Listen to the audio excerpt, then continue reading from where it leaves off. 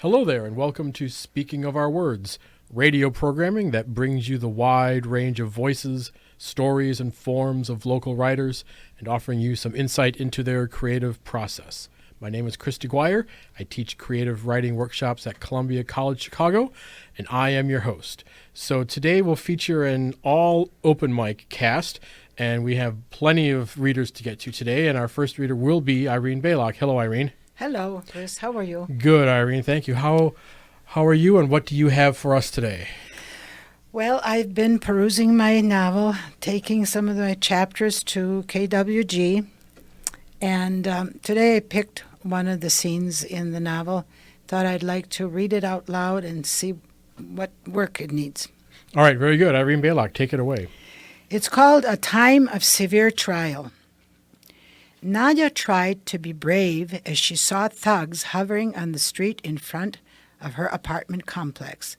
They were probably waiting for a buyer for their drugs or for a prostitute to deliver her payment for the night. She quickly made an entrance to her front door, not taking any chances nonetheless. Her parents were still here from the United States, and she wanted to spend time with them. "Mother, Father, I'm back," Nadia cheerfully announced her arrival and quickly went to the kitchen to make some good strong tea. As she approached her stove in the dimly lit kitchen, she almost fell over her mother's body. "Mother of God, what has happened? Mother, Mama, wake up, what's wrong?" Nadia gently pulled her mother's arm, and then she saw that her mother, her precious mother, was lying in a pool of blood. "Help! Who has done this? Why? Was it meant for me?" Nadia knelt by the dead body of Xenia Stach and wept bitter tears in shock and utter disbelief. Letting go of her mother's arm, she stood up. "Heavens, where's my father, my husband, my son? I have to call the police." Sprinting through the corridor, she found her father, Teddy, in the bedroom, lying on the floor with a gunshot to his chest and also in a pool of blood. Tato, what's the matter in this house? What has happened to my parents? God help me, this is not real. Help!" By this time, Nadia's face had lost all its color, and she was wailing. She ran through the rest of the apartment, not finding anyone else. Seeing the telephone in the living room, she dialed the police. "Please come quickly. This is a terrible situation. There are 2 murders here. My mother and father both have been killed by an assassin." She could hardly speak the words. She could barely hold on to the receiver in her hand. After giving her address, she hung up. In extreme exhaustion, she fell down onto the couch in the living room. "Where is Anani? Where is my son Alexander? What has happened to my brother? Nobody will believe what happened. I don't believe it." She covered her face with her hands. She could not lie there any longer. Nadia dragged herself back to the kitchen. She knew enough about police work not to touch her mother's body any more than she had. She had been so happy to see her, to have her back after so many years of not knowing her whereabouts. And now this horrible catastrophe. Who could have done this, and for what reason? The knocking on the door startled her. She was nervous and agitated, quickly opening the door. 2 young police officers and a doctor arrived, asking her for identification, and immediately went to examine the victims. They were very professional, very matter-of-fact. "We have an ambulance outside, and we will want you to come with us to the police station. Can you identify these people?" "Yes, they are my parents. They are American citizens. They have come to see me here in Kiev after a long absence. We were separated during the war, and I was brought up in Hungary. I'm Nadia Stach, one of the candidates for office of president of Ukraine. But this is such a shock to me that I do not think I can cope. These are my parents who I am not seen in years. But now this. I think I will need a doctor's care myself. I'm terribly shaken. The physician administered a sedative to Nadia. The policeman inquired about the rest of her family. Nadia was unaware of their whereabouts. When I came home, I did not find my husband or my son here, only my parents on the floor. She started to cry again. More medical personnel arrived, taking the bodies to the waiting ambulance for investigation. Nadia left with them. First, they had to stop at the police station to file an official report. Because the sedative had not yet taken effect, Nadia was shaking uncontrollably in the ambulance. The doctor helped her lie down. She started to pray. Glory be to the Father, and to the Son, and to the Holy Spirit. Blessed Virgin, Mother of God. Tears started to flow more. Her mother's face and bloodied, matted hair on the floor in the kitchen was in the forefront of her thoughts. Her father, squeezed between the bed and the bedroom heater, with his whole chest bloodied, appeared before her. Again she prayed, Our Father, who art in heaven, hallowed be thy name. Turning to the doctor, she quietly murmured, I hope they catch the idiot who murdered them. But then, what does it matter? I lost both my parents. I had them for such a short time. We just got to know each other again. I found out about their life in Austria and in the United States. We caught up on so much wonderful information. Why? The medicine began to work. Nadia closed her eyes. All right, Irene Baylock, thank you very much. You are listening to Speaking of Our Words. And next up is Walter Gascoigne. Hello, Walter. Hi, Chris. Walter, what do you have for us today? Well, it's a September story, so at the end, you'll figure it out. All right, very good. Walter Gascoigne, take it away. Daydreaming of Superman. Ever since I was a child, I had dreamed of flying. While other kids were still fast asleep in their beds, I would be glued in front of my black and white TV, watching George Reeves fly into an open window to rescue Jimmy Olsen or Lois Lane. Using a towel as a makeshift cape, I would pretend to fly around the house, stopping bullets and beating up the bad guys until my mother told me it was time to get ready for school. Jesus Christ, lady, why don't you just shut the F up? Yelling and acting hysterical is not helping the situation one bit. How am I supposed to concentrate? Maybe if I knock her out, I could think straight for a second. I don't even know her name. She only started working in the office last week.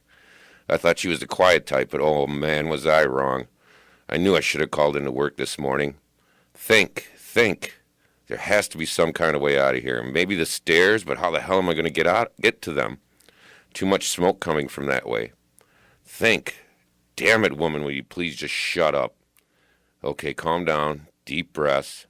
Inhale, exhale, inhale, exhale.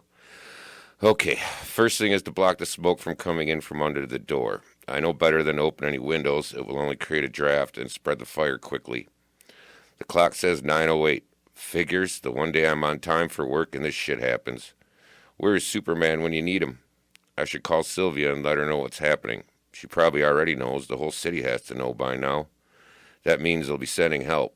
Just have to hold on a little longer till they get here. The smoke's getting thicker and everyone's panicking. Someone needs to take charge here. Oh crap, what the hell is Benny doing trying to open that window? Damn fool will get us all killed. I had to yell over the noise of my panicked co-workers to get his attention. Benny, get away from the window. Don't open it. You'll cause the fire to spread. He looked dumbfounded at me and pulled his shaking hand away from the latch. Will everyone please listen to me for a minute? I stood there as they continued to cry, scream, and talk on their phones. I repeated my request. When that didn't work, I cupped my hands to my mouth and shouted, "Listen to me!"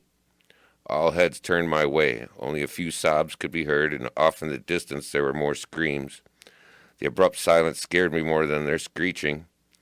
Okay, we obviously can't use the stairs, but if we can get to the elevator down the south corridor, it may be working.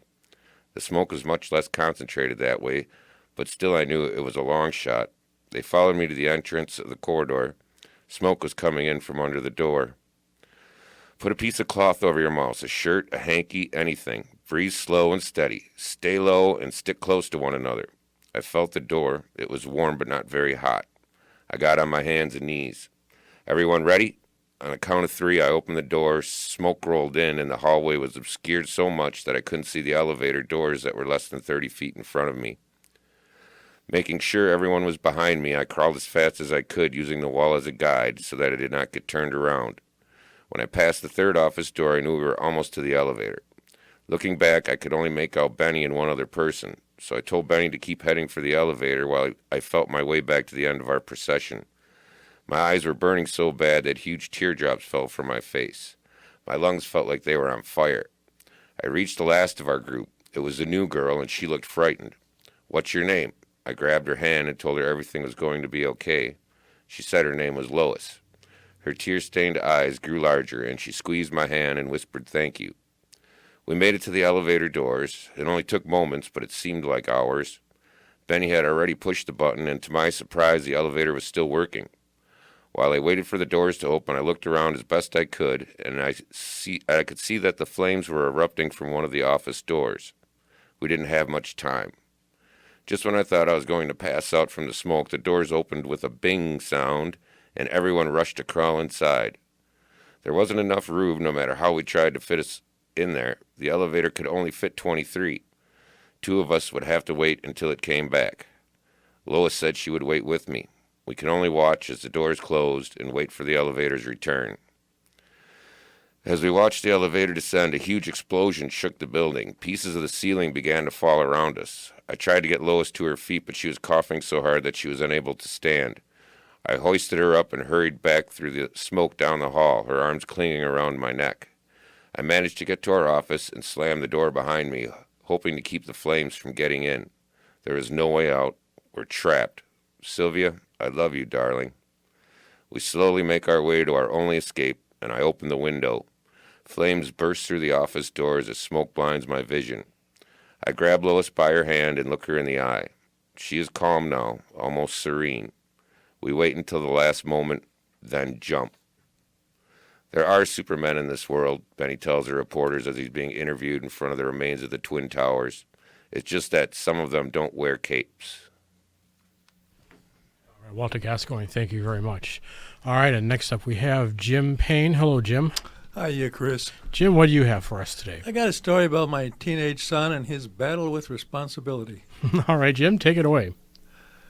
Once upon a time in B.C., before children, I was sure I knew all about raising kids. I had a liberal, laissez-faire plan for parenting. I even used to show off to my friends by hawking my theory of child rearing, confidently telling them, all you have to do is love them. When I told friends with teenagers, that's all it takes, they stared aghast at me, too in shock to tell me what an idiot I was. I dismissed their smiles. After all, I was an experienced psychotherapist and knew the lusts, the denials, the hidden grandiosity of the criminally insane, so certainly I could understand a teenager. That was B.C. Now it's A.D., adolescent defiance. And all I know is, well, here's why I changed. I had just come from helping Jane eat her lunch in our bedroom. She was sleeping now in temporary traction to relieve her herniated disc. Happily, it was going so well that she wouldn't need surgery. The downside for me was her not being able to put a rein on our 2 good-hearted but bull-headed kids. Jane was the disciplinarian. Now it was me. I was doing on-the-job training. Relieved, Jane was recovering so well, I was relaxed, sitting peacefully at the kitchen table, enjoying my after-lunch calm, digesting a pastrami sandwich, and devouring the last of my banana cream pie. It was so delicious. I had not a care in the kitchen. Not even a sink full of dishes could disturb me. Alas, Jane and I had a teenager. The skirmish alert siren shrieked, and I went on parent monitor as 13-year-old Kyle pushed aside and tried to push his heels dug in 10-year-old sister to the sink. A schoolyard war had been declared right in our kitchen. My sweet quiet was soured by the cacophony of their crossing shouts. "Quit pushing me!" Allison screamed. "It's your turn to do dishes," he shouted. "No, I did them last night." "So what? It's a new day. You have to do them." "No, I don't. You think you're a big man." "That's right, I am, boss. Ha ha." With a mighty grin, Allison countered. "Well, I don't work for you. It's not my job. It's your job, so go to work, boss." Turning to me desperately for authority, Kyle protested. "She's crazy. She keeps trying to make me do dishes and punches me. She's trying to tell me it's my job. Allison's just a kid. She can't tell me to go to work." There was my teenager who could use logic to get out of doing dishes, but wouldn't use it for homework. Because I remained quiet, Kyle must have thought he had won, and he commanded. "I am boss. I'm telling you. You have to do the dishes." She countered with her pissed-off shout. "Listen, smarty pants, you're not the boss. I am, and you can't make me." Kyle was afraid of losing, so he tried a compromise. "Oh, yeah? I'll do dinner dishes, but you have to do these now." Preparing her silent swear card, Allison planted her feet and shoved forward her lone middle finger. "You can't make me, and I won't do them, so there." From the sidelines, I monitored the waves of cannonball words flying through the air. Kyle stuck out his chin, playing the big man. "No, smarty pants. You have to because Dad said so." Moving away from the sink, Allison retorted, "I didn't hear him, and I'm not going to do anything you tell me to." So he brought in the big gun. "I'll tell Mom." Grinning, Allison shot back, "You can't, stupid. She's asleep. She can't hear you. She's in traction and can't do anything."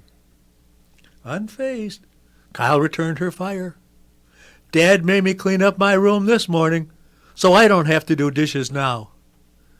Again, his amazing teenage logic. "Well, I took a bath this morning, so it's your turn to wash. You stink." That tripped up the scrupulously clean Kyle, who paused off balance, then walked deliberately toward Allison, finally breathing in her face. "Well, I'm not doing what you tell me." Allison couldn't retort, and Kyle couldn't move her.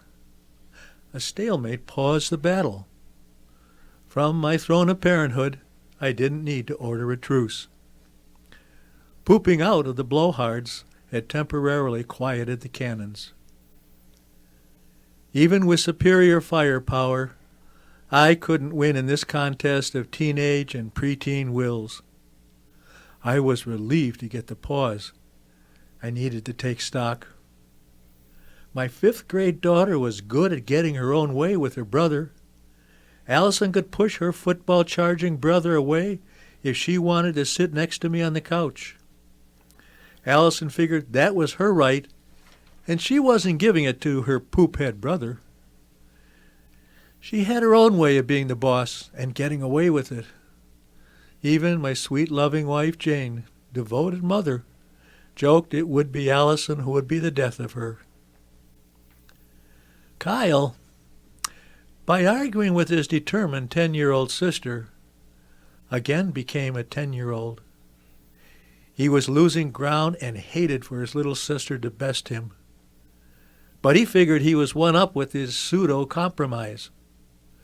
Cocky Kyle knew he would be at the airport with me picking up my sister Ellen, and so ran no danger of having to do the dinner dishes. Still, he wasn't so sure he would win out with his sister. Kyle remembered losing his running back position to a younger, faster kid. Okay, I said to myself, another weekend with the familiar kitchen skirmish. At the early stage, while still in my serene and aloof rank of father, I just let my 2 kids fire their shouting attacks. No one died, only pride was wounded. But as it became a battle drawing me in, I got pissed and fed up. Trouble was, by that point arguing with either one of them, much less both, was useless. Being logical or appealing to their good senses wouldn't settle anything between the two. Jane and I had tried peacemaking hordes of times, only to be disappointed. Kyle and Allison both knew how to antagonize the other to break any possible truce. I needed some other approach. I couldn't rely on exhaustion forever. Maybe the goddess of parents would give me an idea. At least for now, pooping out had quieted the combatants, and I could relax. All right, Jim Payne, thank you very much. You are listening to Speaking of Our Words. And next up is going to be Jim Janus and his motley crew here. We have a little cast assembled here. Hello, Jim. Hey, Chris. Jim, what do you have for us today? I have a short play, and there's 2 characters in this play and some screen directions, so I'm doing this with the help of Dave, who's going to read the screen directions, and Lisa, who's going to read the character of Kelly. This is a short play called Extra Inning, and Dave, take it away. It's mid-June, 8 o'clock in the evening.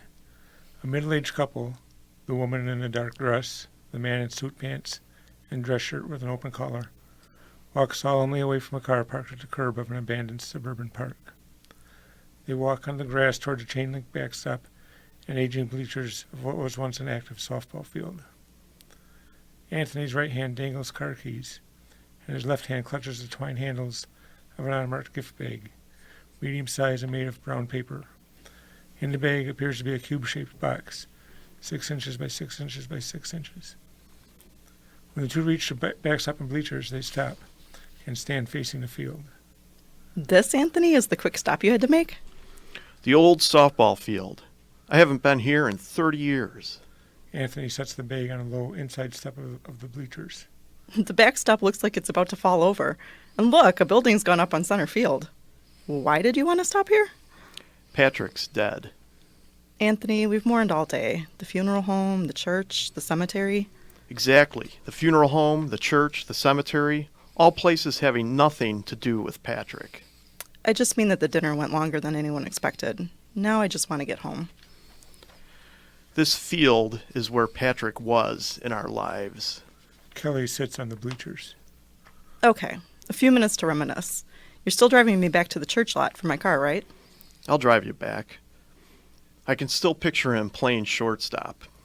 Patrick had command of the field, command of his life. Did you stay in touch after college? We'd get a beer every now and then and talk about our jobs. The corporate world fit Patrick better than me.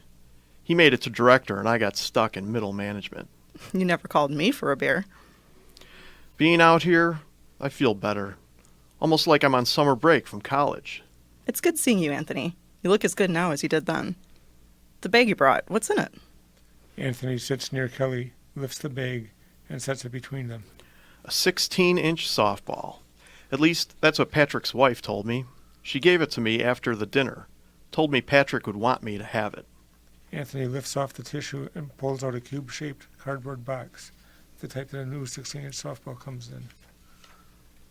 An official clincher. Anthony flips open the cardboard lid, pulls the ball out, and inspects it. It looks used. It is. Soft and green from grounders. You're smiling. Why? Here. Anthony puts the ball back in the box. Here, inside the lid, Patrick wrote, June 21st, 1985. And below that, the night of the extra inning. I think you're more fond of that night than I am. Let's go, Anthony. It's 8:30 and I've got a long drive home. But it's still light out. Those long summer evenings. You used to ride here on your red Honda scooter. When it got dark, you wouldn't let me ride home. Tonight, though, it seems you're going to make me drive in the dark. You wore that white helmet that seemed too big for your head. I'm sorry My dad made me wear it. that I never asked you out. Anthony, why say that? It was a long time ago. I want you to know that I remember those times. Like the Springsteen concert. Another memory you're more fond of than me. I got tickets for Patrick and Mary, Kelly stands up to leave.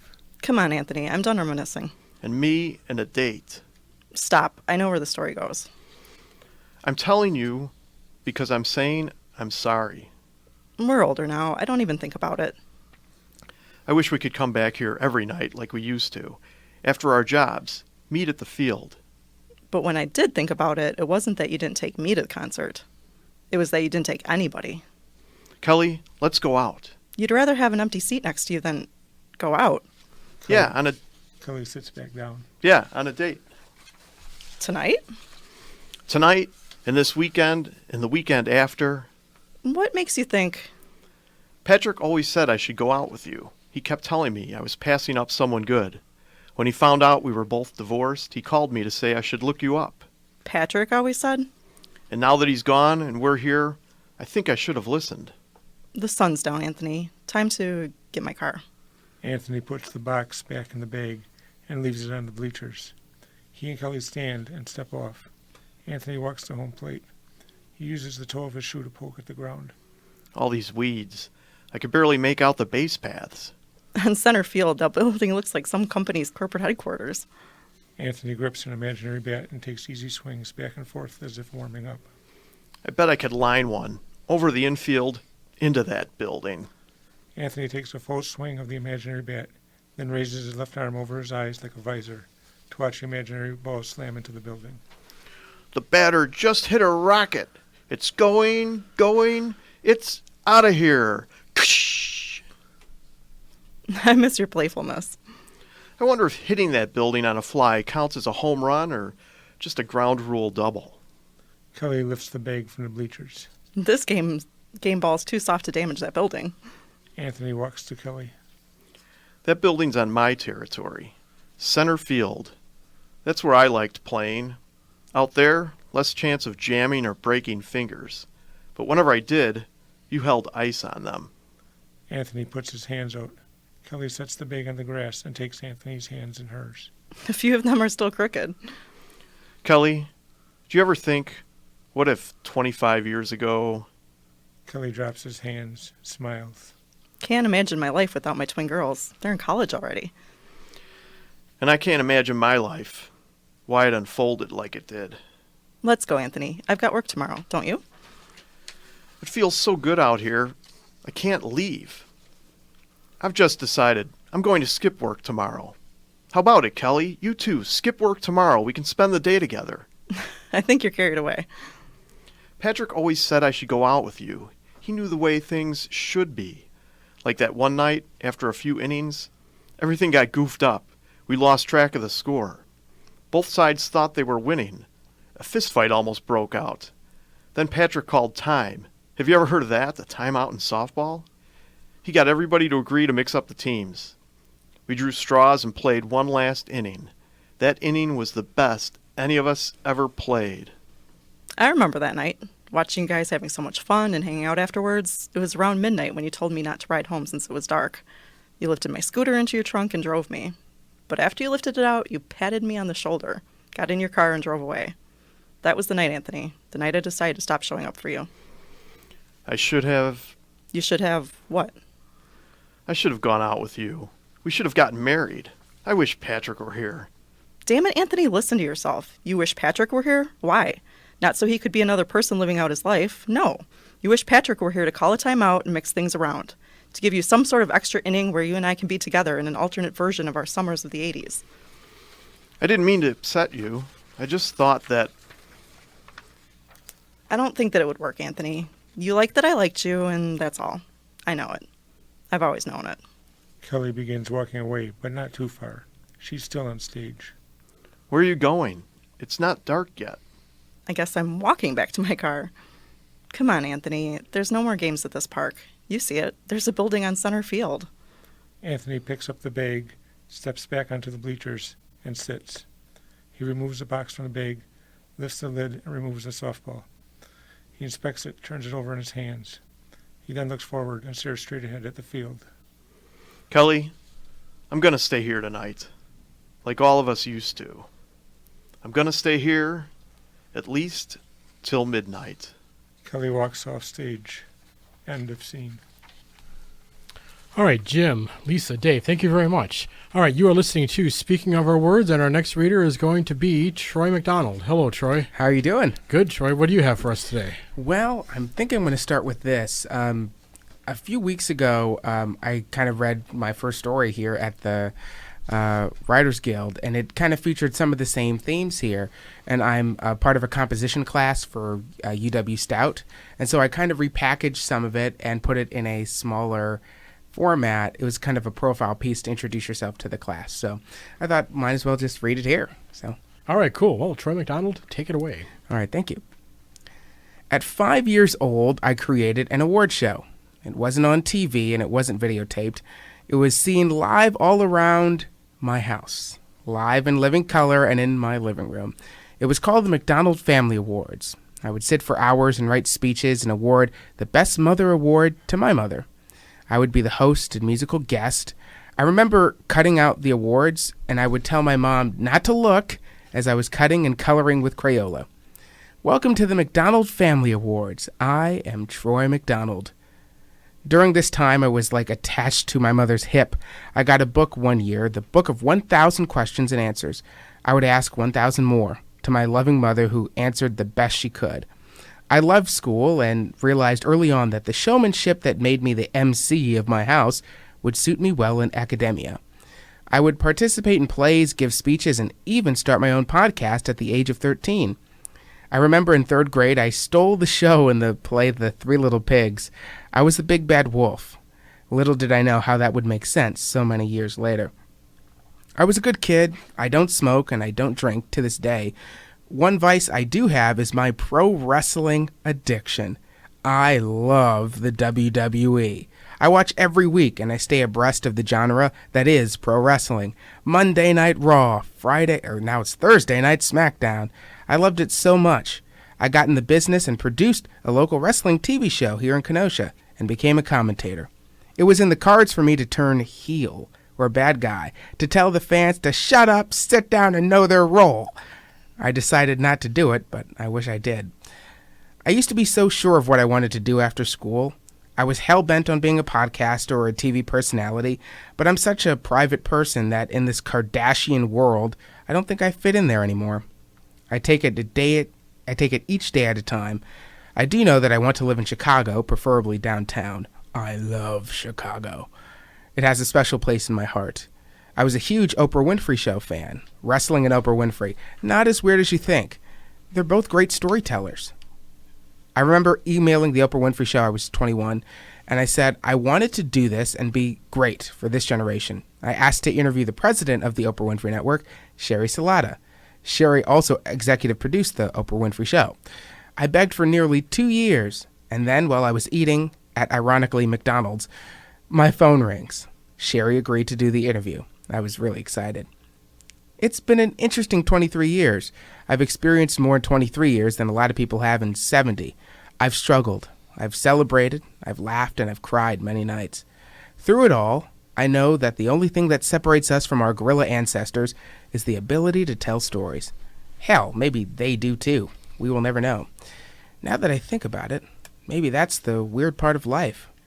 We will never know all of the answers. We try to get it right, but what is right changes. Believe me, we went from Aretha Franklin to Justin Bieber. We are all on this quest to live to the highest expression of ourselves. I guess my mission is to help other people see that in themselves. So now I want to present you with an award. We aren't family, but what the hell. The winner of the Best You Award goes to you. Go out and master your life. I know I'm trying. All right, do you have another piece for us? Yes, I do. And this one is a little bit shorter, and it's for the same class. And we have to blog every single week on WordPress. So this is my first one. It's called I Canceled My iPhone 6S Order, which is kind of perfect because it comes out today. It's out today, yes. So I'm usually the guy who has to get the latest tech devices every year. I am that guy. There is none greater than the iPhone. It's a modern technology marvel that rivals any opponent. It was literally 5 years before its time. It took competitors half a decade to compete with them. Apple is a giant. It's one of the world's most valuable companies.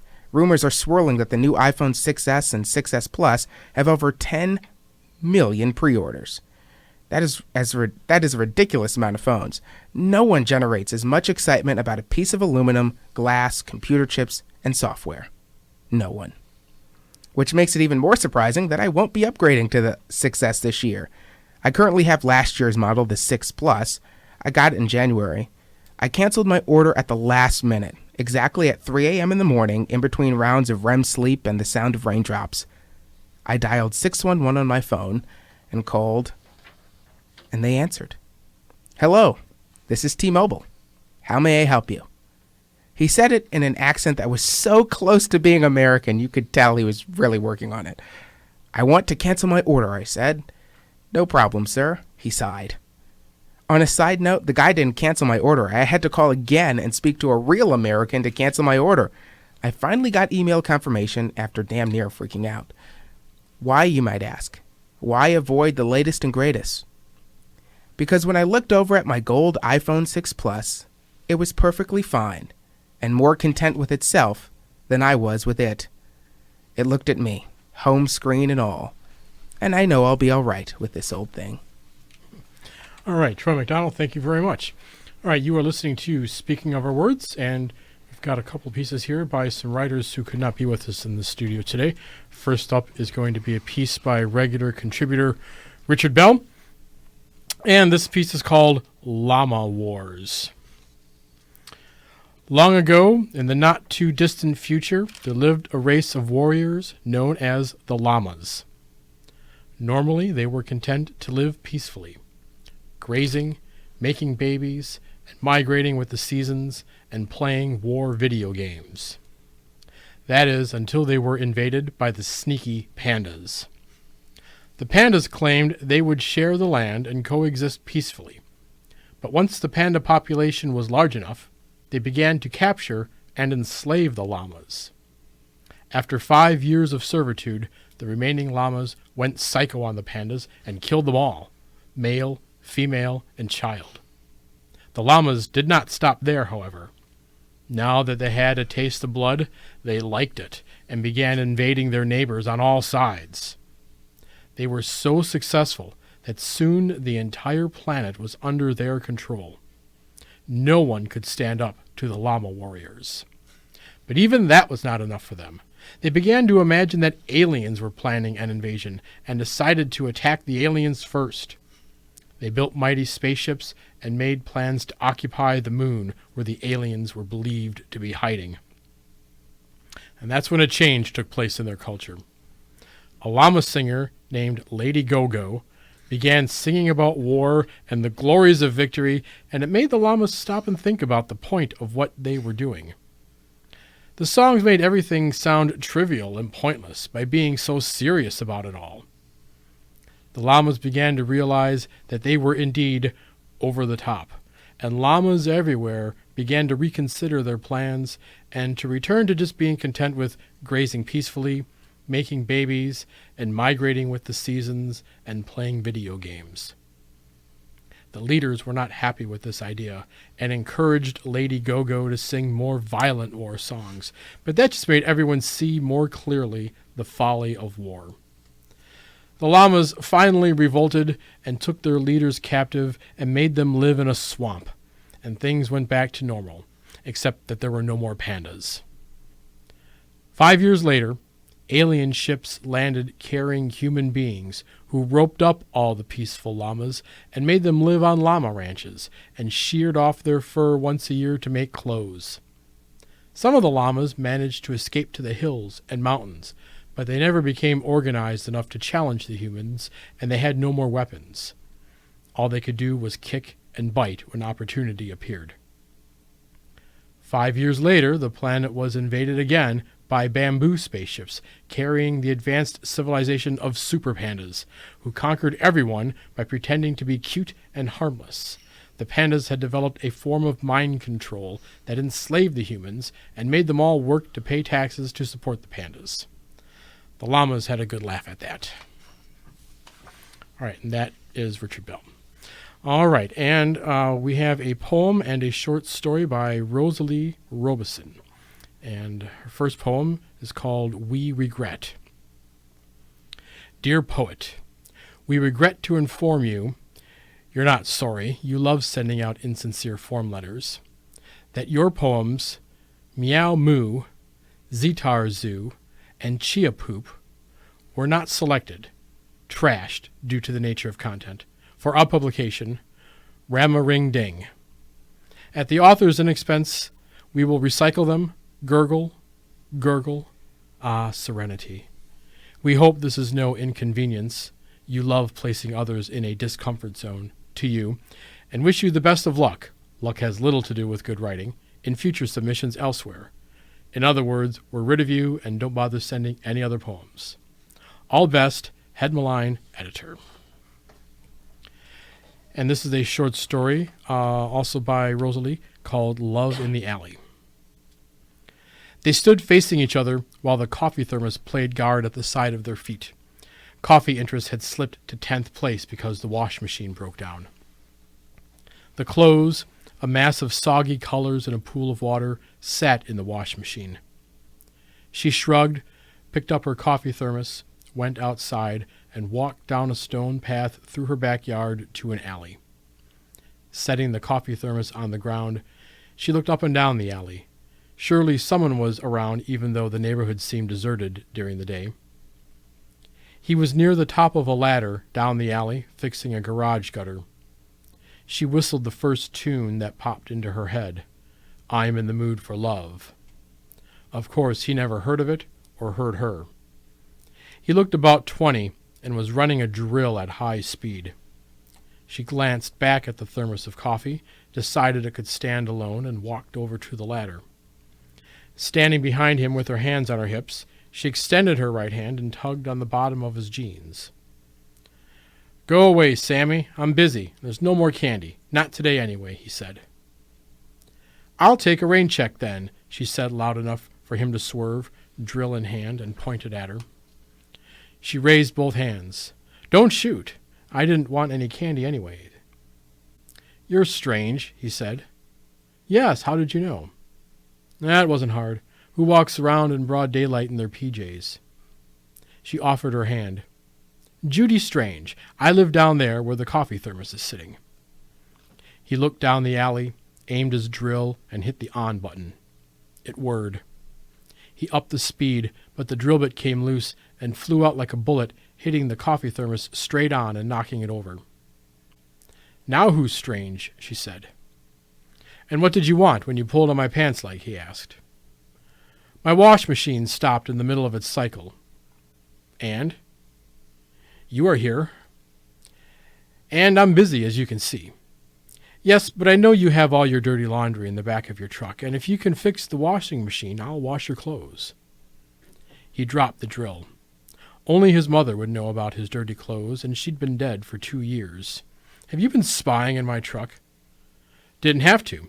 I can tell by looking at you that you wait until you have nothing else to wear before you'll do your laundry. Come on, your jeans are dust, grease, and mud-covered, and that shirt? Whew! She put 2 fingers up to hold her nose. Hold on there, honey. These are work clothes, not tuxedo fare, and believe it or not, I do dirty work. She scrunched up her face. He turned his back and put a new drill bit in his drill. I guess we have a deal then. You fix my washing machine and I'll wash your clothes.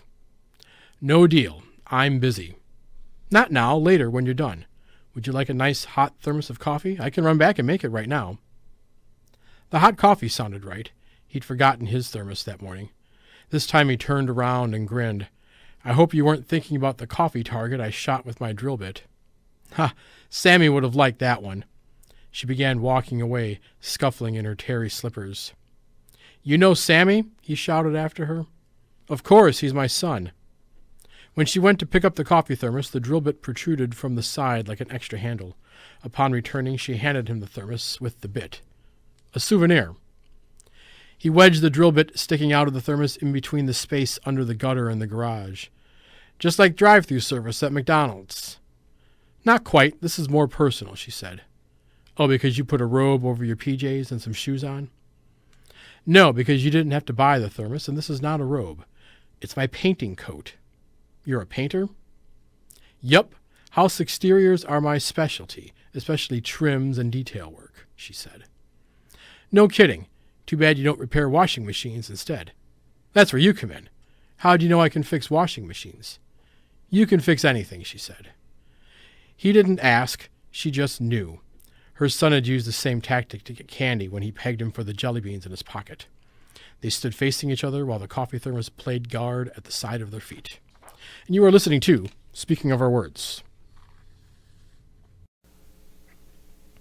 All right, so with the remaining time that we have, I thought we would talk about the value of reading as writers our own work aloud, whether it is on this show or it's sort of, a general practice as part of your own process. And Troy, I know you've got something that you want to say about this. Yeah, it's funny that you asked that question because everything I do, I think about how it would sound when it's read aloud. I mean, that's because I do like speaking, and maybe it's the wrestling background. But I think of everything that I write as how would this sound out loud? And then, of course, editing mistakes. I mean, there are things that I won't catch on, Microsoft Word or whatever that I'll catch when I read it out loud, too. So so both of those things. And how aware are you of a potential audience when you're reading out loud, or even when you're writing, perhaps? Because I know we all hear the words in our head as we're writing them down. I used to care a lot about audience, and this might sound really kind of bold, but now I worry about just making it great, making it something that I like. And if I like it and it resonates with me, then I hope that it resonates with other people. But I used to think about, well, what will they think? What will they? And I just can't worry about that anymore. I have to worry about if I like it and it's good to me, and hopefully the audience will. Yeah, or hopefully it will find an audience. Exactly, find an audience. Yeah. Exactly. Yeah, I remember being, never being aware really of an audience, until I started taking classes at Columbia College. And whenever we read out loud in our semicircle, we sit in a semicircular arrangement in the classrooms. And every time we read anything out loud, whether it's published models or student work, our own work, or for reading someone else's, we're always asked to address it as a letter to someone across. And we look them in the eye and we say, "Dear so-and-so." And in the first couple levels of classes, lots of students, we all sort of like giggle, like, "Oh, what does this mean? I don't get this." And really what it's doing is it's building this like sort of inner listening that you have to do, I believe, when you're writing and when you're reading out loud. But it does build on, the potential audience that's out there. So I do sometimes think of the potential audience, but I think like you, I'm always more aware of pleasing myself first. I mean, is this a story that, is this something that I would enjoy reading, right, or watching before? Jim Payne, you said you had something you wanted to say on this too. A bit of the science of it is, your thinking brain can really go a lot faster than your talking brain can. And when you're reading, often if you're not reading what you're going to speak, you'll bring in other things that aren't even on the page or change words because you're speeding it up because your thinking is going faster. But when you read it out loud, you have to slow down your thinking brain. And that lets other stuff come in that you don't realize you've skipped, or a new idea come in. But it's just speaking out loud what you've written is a natural way to slow your thinking down so that you can bring more into it. Yeah, I wish Irene was still here because she had to leave the studio when she was finished reading. Because I think she had mentioned when she started reading that she was wondering how it would sound, how it would play to the audience. And because she was sitting right next to me, because I'll sit back in the chair and some of that will follow along if I can see. And when I was watching her, I mean, she changed a number of things while she was reading it aloud. And I noticed, Jim, Janus, you're sitting next to me now when you guys are doing your play. What I could follow, you had your parts and highlighters, so I could see them a bit more clearly. And I know you changed a couple of things too, but I noticed Irene changed quite a bit. I know that happens to me a lot when I'm reading out loud. It sounds more natural, or sometimes the words that fall out of your mouth are more natural than the words that are on the page. I don't know, Jim, how was that for you when you were reading? Yeah, so that's what I do. I've got two examples. So in writing this play, as I'm writing it, I'll read things out loud to make sure that the dialogue sounds natural. And what I usually find myself doing is lessening the number of words in a sentence that a character is saying. Usually less words sounds more natural.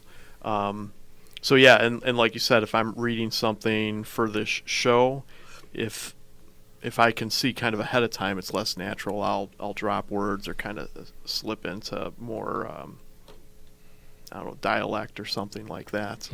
Another thing I do is with the storytelling. The Kenosha Writers Guild hosts a storytelling event at Fusion. We've got one coming up on October 8th, and I prepare stories for that storytelling event. Now that's all verbal. We don't read off of scripts or anything like that. But when I prepare that, I prepare it in a written format, and then I read it over and over. And as I read it, I make modifications to my resulting script. So yeah, I do a lot of that where I read things out loud and then make changes. Walter, something you want to add? That's really funny you said that, changing it around as we're reading it. This was the first time I got to read it out loud. Of course, I've read it a couple times in my head and made all the editing and that. But then when I read it out loud, I could see where it didn't sound like a real person would be saying this thing. So like you said, I had to shorten that down and to something that we would say, not something that a character in a book would say, I guess. And it came out more natural, I think, doing it that way. But you don't realize it when you're writing it. Like Jim said, your brain's going so fast. You want to add all these words in there that really don't belong. And when I read that today, I cut out, I don't know, I must have cut out at least 20 words that I expected I would have left in there. But Yeah, interesting. Dave? For me, reading out loud kind of serves a dual purpose. One is with my instance of Parkinson's disease. Voice is one of the things that's affected, so I'm very self-conscious about my voice, but it's also very good therapy for me to read out loud. And as a writer, it's I read everything out loud now because, like the two Jims said, your brain goes faster than your mouth, and I always catch things that I got wrong, whether grammatically or things I left out when I was writing. Just like in my career in IT when I was a computer programmer, you never read and self-check your own code. You always give it to somebody else because they'll find the mistakes that you can't find because you're too attached to it.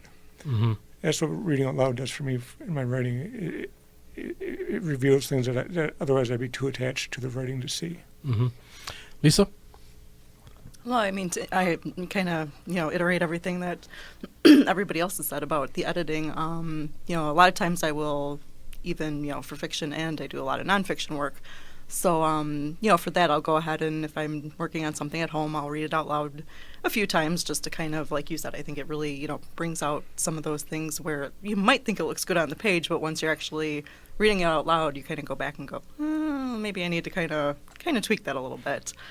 As far as like reading out loud in public, I hate doing that. I've done it a few times and I've been so horribly nervous the few times I've done that. There's actually something on YouTube that I wish wasn't on there because it's just audio, but you can just hear in my voice that I'm just like terrified to be up in front of people and reading in public. But I think that's something I need to just keep stepping out of my comfort zone. There's actually a local open mic that's coming up that I'm considering maybe taking a few pieces and going just because I think I really need to push myself. And I think it helps just because there you're seeing an audience's reaction to your work. Sure. If you're just reading it at home to yourself, it's, there's nobody there to sort of, look out at the sea of people and sort of, see the looks on their face or, any way that they might be physically reacting to the work. So I think that's important to do, even though I really, really hate doing it. Yeah, I agree. And, if you're listening and you're a writer and you're not reading your work out loud, give it a try, and read it as if you are reading it to an audience and take your time with it. Listen to your voice, listen to the voice of the story and the character. You never know what surprises you might find. And this is a topic, and we could spend a little more time on this. I would love to, but we are about out of, we can stretch it out for a bit more. All right, very good. I remember when I first, was told of this, because I never read my stuff out loud either. Again, being at Columbia College, all we do is read this stuff out loud. And it was just a really weird thing, to do on my own, to sit in my room, back home, and, I'm reading my work out loud, and I didn't quite get it. And, I had several teachers, they would tell us, I know it sounds kind of funny, and you may have roommates that think that you're crazy because they're hearing these voices coming out of your room from on the other side of the door, but, it's going to do nothing but benefit. And, like Jim Payne was saying, writing involves, so many different capacities of your brain, and they're all moving very fast to create this stuff. And writing takes time, folks. It's got to live, it's got to gestate, I think, and taking the time to read it out loud. You're all going to develop your own process with it. I know I don't tend to read my stuff out loud until after, I've written the moment or the scene and it's sat for a little bit, and when I know I'm ready to come back to it a day later, a week later, or whatever, that's when I'll read it out loud, and I'll make some markings on the page, and that's when I will go back and retype it up. So, any other thoughts on this? Anyone else have anything to add? In addition to the thinking brain, which is the fastest, and then there's the speaking brain, but the slowest of all is the reading brain. And so when you're reading something, if you're nervous, I was thinking what you were saying, Lisa, if you read before you speak, you will slow yourself down, and that focuses you away from the anxiety.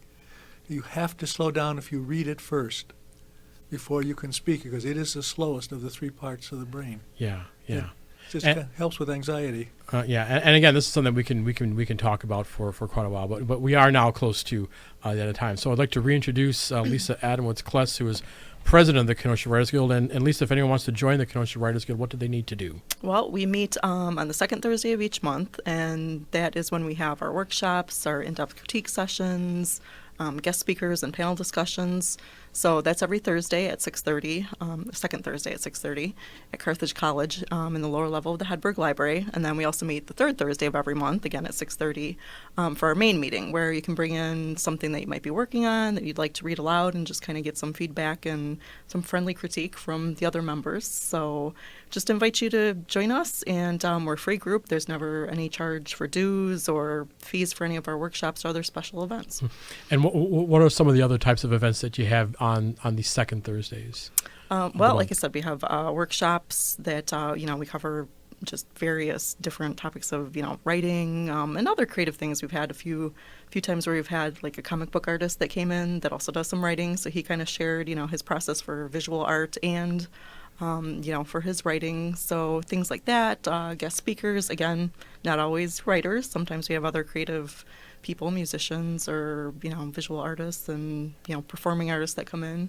It's just kind of a mixed bag sometimes. You never know. Yeah. All right, so for a full schedule of what is going on, please check out KenoshaWritersGuild.com on the internet, and please get on the mailing list so you can find out what is coming up.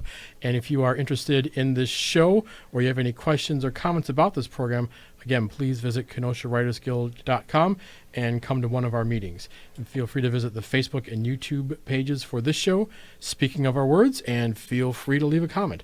So thanks to Dave Cole and WGTD, Steve Brown and Nita Hunter, our engineer Troy McDonald, Lisa Adamowitz-Kless and the Kenosha Writers Guild. Thank you very much to all of our guests today, Irene Baylock, Walter Gascoigne, Jim Payne, Jim Janus, Dave Gordeau, Lisa Adamowitz-Kless, Troy McDonald, Richard Bell, Rosalie Robeson. This is Chris Deguire, and the world needs your stories. We will see you again. Thank you for listening.